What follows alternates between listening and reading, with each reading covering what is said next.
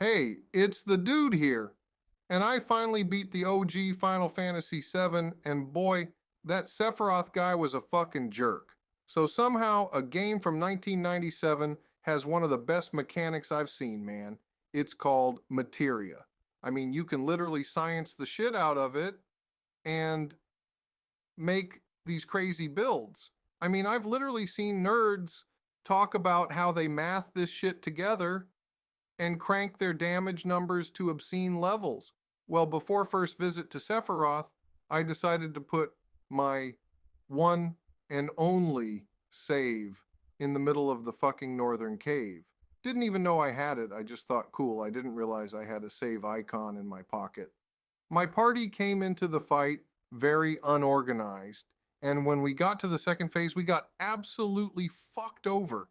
I mean, this is right after you fight Genova, and my hippie ass had me thinking they were going to go easy on me and allow me to heal the party and save before the big super boss. Well, that didn't happen. And my boy, Vincent, got turned into a frog. And that was kind of the end of that. So I did my research and decided to kit out Vinny and Sid with the best gear and limits. I then realized that to get the best materia, I needed a gold chocobo. So I sought out a guide to breed these fucking chicken things. And let me tell you something, you had to do this in a very specific order, or you would just fuck the whole thing up.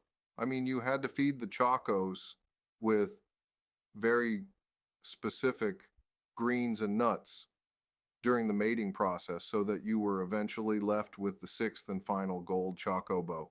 Dude, I'm never starting a virtual farm again.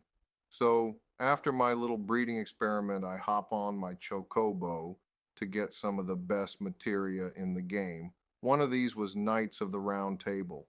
Pretty fucking OP, so I've heard. So anyway, I realize I also should get Cloud's final limit because I don't want to get my ass handed to me again, especially when the run up to the boss from my save was 30 goddamn minutes, man. Well, in order to get the final limit, you have to spam the gold saucer battle square over and over to get enough points. Well, before you even do that, you need to make sure you have enough GP to spend for every round at the battle square. So I put my gold Choco to work on autopilot and registered it in the races to win some sweet GP.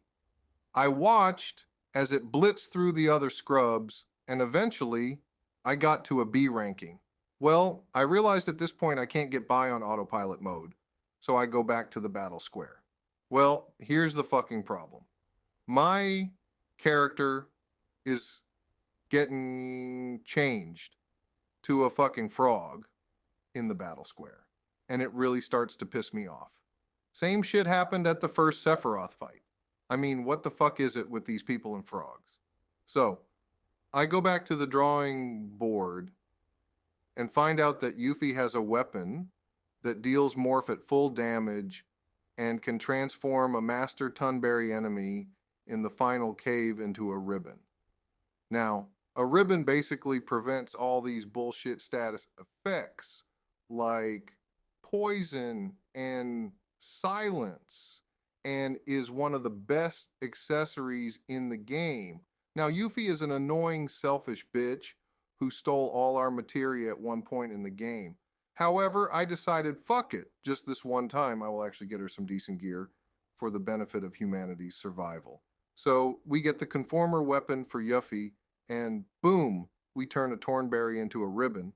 And I had this shit over to my main guy, Cloud. So I start doing really well in these battle squares since I can't really get fucked over now. And miraculously, with the last of my GP, I got the damn Omni Slash limit break. What's hilarious is that if you leave the square, not just the golden saucer, you will lose all your GP.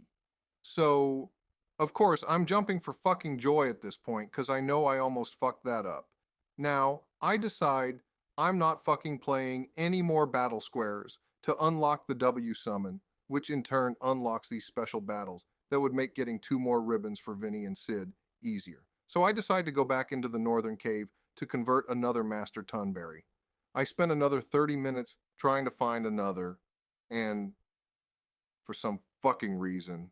I couldn't find one. I'm starting to think the game was playing a cruel joke on the dude, but we were too far gone at this point. So I decided only Cloud and Vincent would have ribbons on leaving my tank Sid, vulnerable to Sephi's magic bullshit. So I push on into the second attempt at Sephiroth.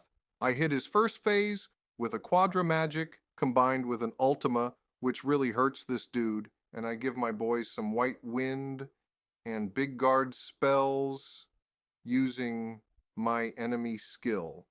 Long story short, I had to manipulate some enemies into using these spells onto my party so that we could take them for ourselves, since I heard they were pretty fucking awesome.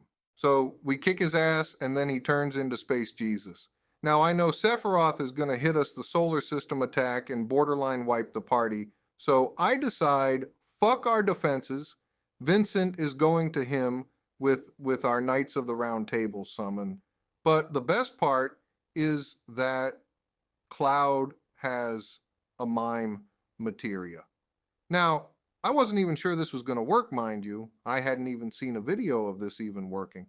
But I heard you could mimic a summon. So, sure as shit, after an epic 5-minute animation, Cloud mimics the Knights of the Round Table summon for another 5-minute fucking repeat. Now, as Sephi Boy is getting fucked over, Vincent is on half HP. Instead of casting barriers or White Wind, I cue his cast for Ultima with Quadra Magic, with Cloud on Mime, which essentially is going to hit this fucker 8 times with essentially the best magic in the game. Well, funnily enough, that pussy ended up dying before I could try it. Didn't even get to use that Omni Slash, and the game fucking gifts you it before you finish him off anyway. Well, that's the story of how I beat Sephiroth.